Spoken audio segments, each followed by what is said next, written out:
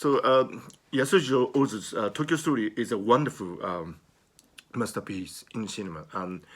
I watched it for the first time when I was in the 20s, and at that time I was really, really westernized, and I watched all European films and American films, and I read European novels and so on. So, and I didn't actually realize there was something really wonderful in my own home country. This can happen to people, when they're young. I mean, they want to explore the larger world, and they kind of tend to neglect what is available at home. So I watched the Tokyo Story.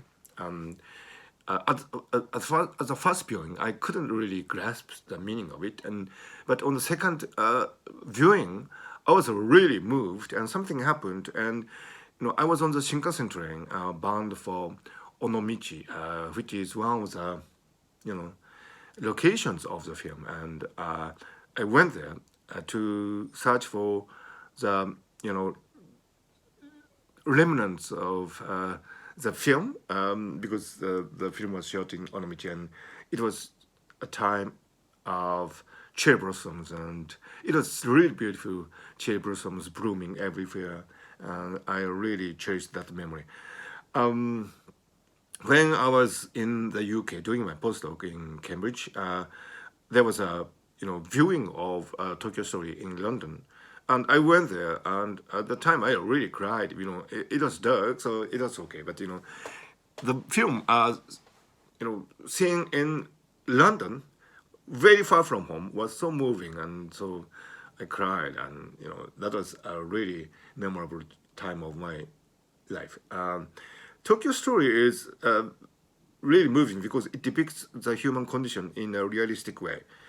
Uh, you know, uh, the old parents come to Tokyo expecting to be entertained by and welcomed by their children, but the children are busy and they do not have time to spare for the elderly couple. And the only genuinely kind and warm person is the daughter-in-law.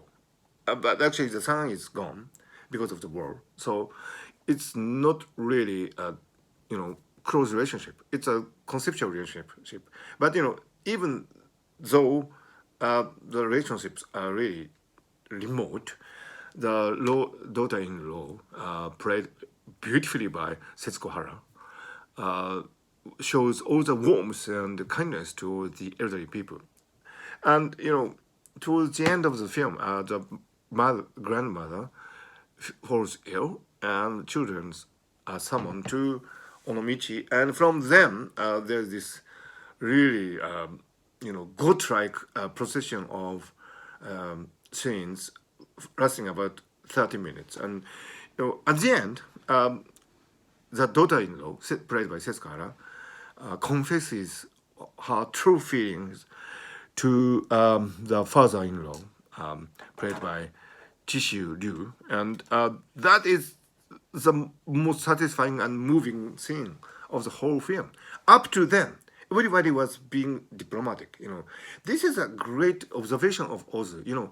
Even among family members, you know, even between parents and children, uh, we cannot express our true feelings so easy because of social social conventions and you know diplomatic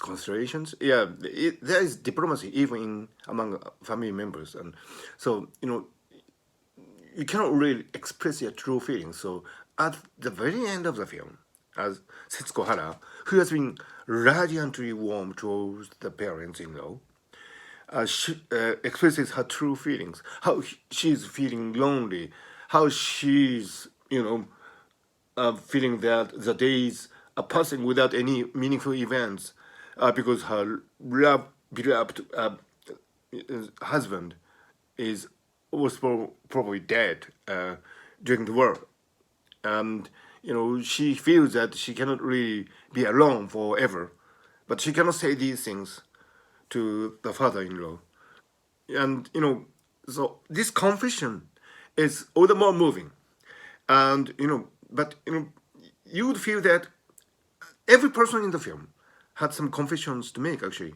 if they had the opportunity. So this was a rare window into the deep psyche of the person, and it is hidden behind the gentle, you know, surface of our communication. So that is a really moving moment of the film, and some people say that this is only about Japan. I mean, Japan is such a country that people do not express their honne. Honne is a true heart, and tatemae. Tatemae is diplomacy. So honne and tatemae, these are really important words to explain Japanese society. But this tendency, I think, exists everywhere. That's why the film has universal appeal.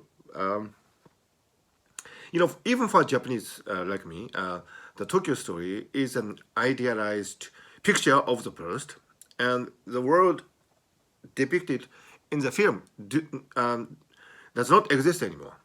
However, the universal human truth that was depicted so beautifully by Ozu in that film does exist, and so that is why it is so rewarding to watch the film over and over again in today's really turmoil and rapidly changing world.